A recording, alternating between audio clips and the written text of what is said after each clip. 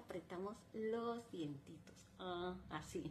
Bueno, entonces vamos, independientemente de que tengan que ir con el dentista, yo puedo ayudarles a que ese dolorcito disminuya. Abrimos un poquito la boca, tomamos nuestra ceja, lo bajamos a un lado de nuestras orejitas, abajo de nuestro pómulo, hacemos esto.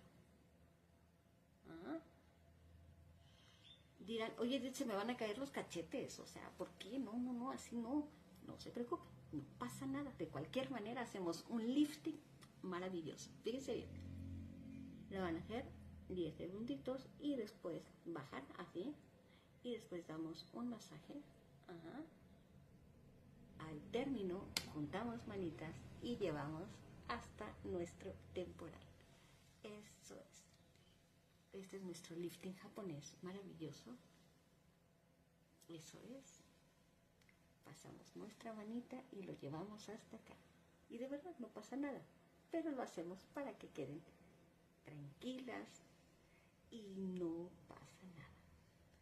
Y ese músculo descontracturado ayuda a que su rostro no se caiga, no se cuelgue,